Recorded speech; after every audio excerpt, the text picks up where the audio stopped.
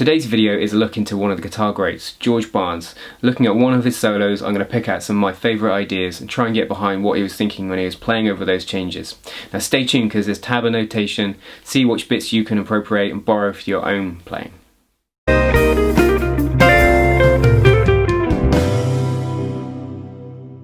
So a few years ago, a fellow guitar player said to me, "Oh, do you know about George Barnes? Have you listened to him?"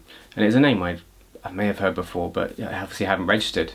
And he said, "You've got to check him out," knowing that I'm a big Django fan, big Charlie Christian fan. Lo and behold, I go on to discover one of my favourite guitar players I wish I'd known about much sooner.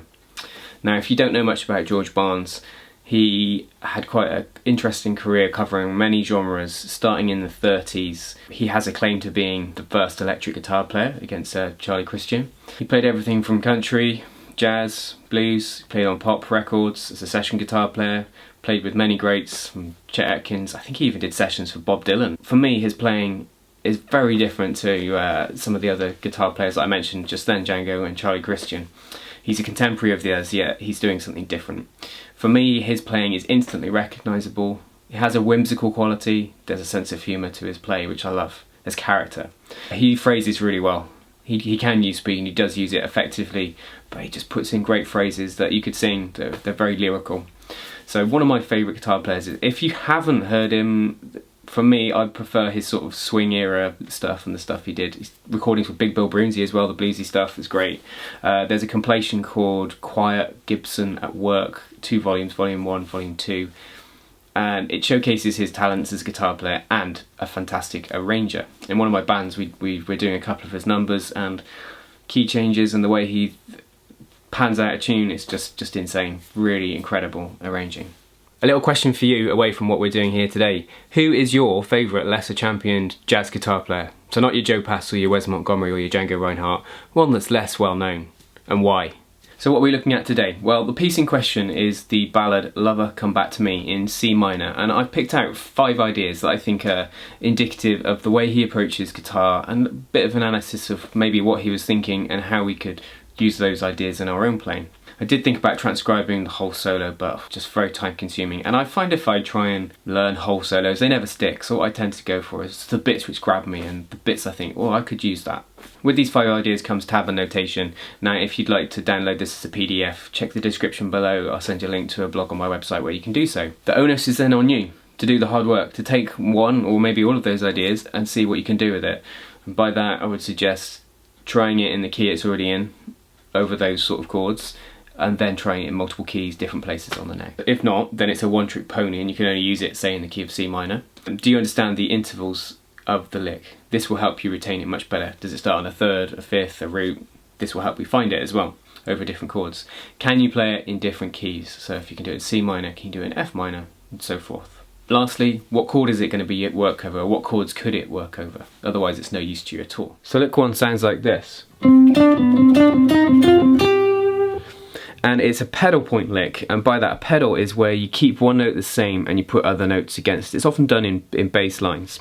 Now in this instance we're going to use this note, C, fret 10 on the D string, and then play other notes from a scale against it. So if you hear, it keeps coming back to this note.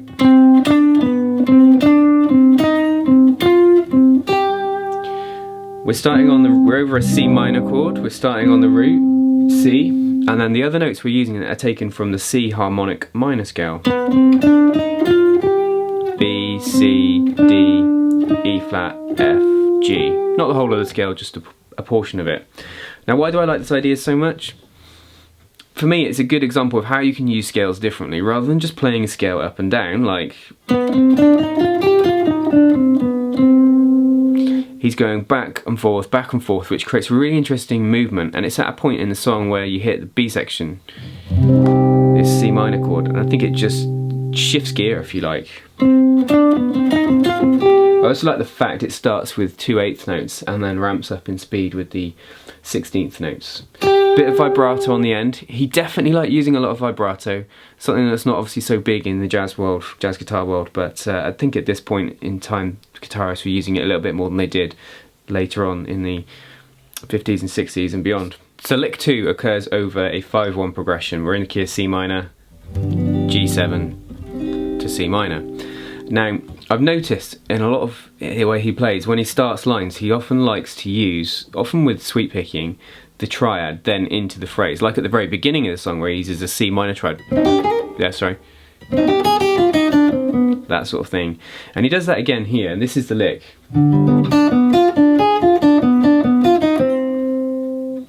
Now it's outlining a G7 to C minor using the notes root, G, B the 3rd, D the 5th, F the 7th, and A flat the flat 9 for the first bit over the G7 chord. And we got here, I'll play it slowly, the lick.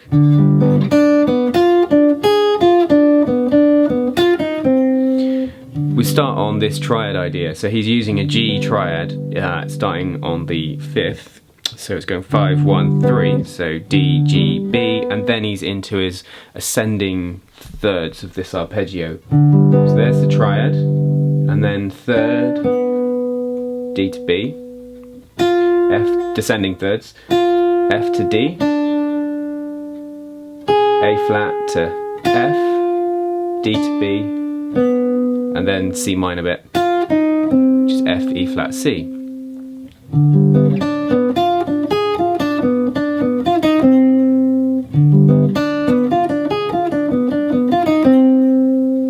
So again, I like this line, like the previous one, because it's got movement, it goes back and forth, it picks out the interesting notes of the chord, but it's much more interesting than just going, which you could do, you know, it sounds fine. This has a lot more interest, a lot more up and down movement, rather than just simply like an arpeggio ascending. So try this over 5/1 progressions. Try this idea of taking the triad in different orders, starting on root, 3rd or 5th, or even or adding in the 7th or extensions as well, as a leaping board into a phrase, like on that start, as I said, or here, that type of thing. Really good way just to get into an idea. It outlines the chord tones perfectly, obviously, as well. Lick 3 sounds like this.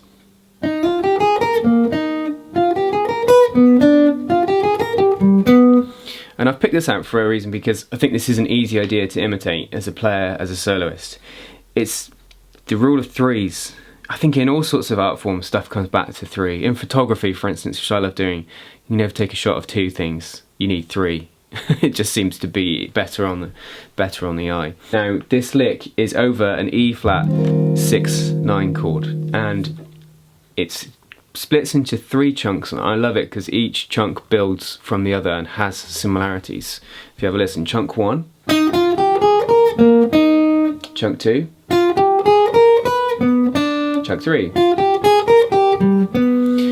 What's similar between them? It's the shape, the melodic shape of the phrases. So it goes up, the first part, then we go down and play a lower to a high note. Dun, dun. We do it again. Sorry. Again, that went up and then went down, with those last 2 notes going down, up. And then lastly, that does go up and then come back down on itself, but it does finish with those same 2 notes at the end of each bit. So the first one ends, the second one ends, and the third one ends. Scale-wise, we're using an E flat Ionian, I suppose. We're not using a full scale, but bringing in here, this note here, which is a sharp 5, interesting, which is kind of like taking, I think in this song he's using the harmonic minor, I suppose, thinking maybe that's C harmonic minor, by the way, which is relative to E flat.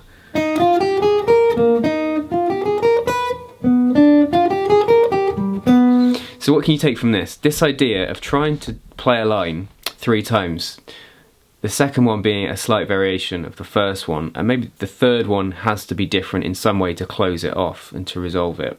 Idea 4 is an interesting way to outline chord tones, where George does something like this. Now what we've got going on here is we're over a G7 chord, and instead of that sort of thing, you know, just playing the notes. What he's going to do is, yeah, well, I suppose it goes back to that pedal point idea where he uses this trill between a G and an A flat, and then plays a chord tone in between each trill. So going, which is the fifth from the flat 9 of the G7, to a B, which is the third, G, root, D, fifth.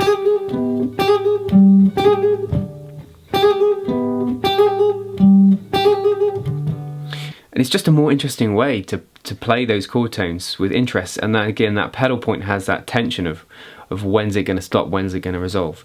You could easily apply this to any chord. Let's say I did it to C minor. So I'm just doing the same pedal, then to E flat, then to C, then to G.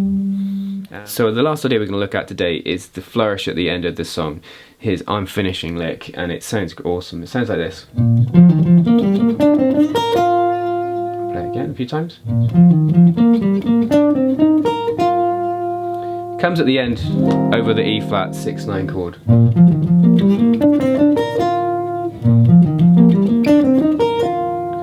And it starts on the fifth, not fifth fret, the fifth of the chord, so B flat, fret 6 on the E string.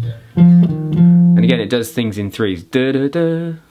And it's going between 9th and root, 5th and 6th, 7, 6, root, 5, 9, which is why it sounds so sweet, I think, at the end. Landing on the 9 as your finishing note just has that sweet quality. It's more complex than if, let's say, if I finished it on the root, it would sound like this.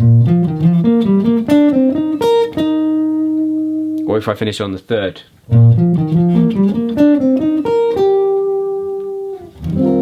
But with this 9th, it just sounds super cool.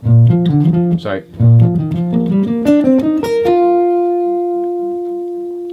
So this is something you could use it for finishing off a ballad.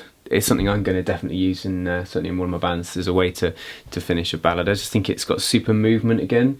The way it goes, I like the way it ascends and then comes back at the very end. But most importantly, finishing on an interesting note. So that's the 5 licks. Let me know what you think in the comments below. Which is your favourite? Which ones you're going to try and use for yourself? Remember, I said earlier, the onus is on you now. Pick one or maybe a couple of these ideas, or even all of them. But only learn them if you can understand what's going on harmonically, what chord they're over, and then try them in different keys, try them over backing tracks, understand what's going on, rather than simply just play them and go, oh yeah, that's a nice lick. I really enjoyed dissecting that solo, and I can't recommend it enough. Taking one of your favourite solos or guitar players, taking one of their pieces, and rather than transcribing the whole thing, which is great but very time consuming, just picking out a few of the ideas, trying to think, oh, I wonder what they're thinking, how they're approaching this. And I don't know, it just made me feel a lot closer to that player and getting to know their playing and how they approach the instrument. Well, that brings today's video lesson to a close. If you've gained value from it, then please consider hitting the like button, and if you're new here, please consider subscribing. I do videos like this, lessons, backing tracks, gear demos. I'm sure you'd like it if you've enjoyed today's content. See you again soon.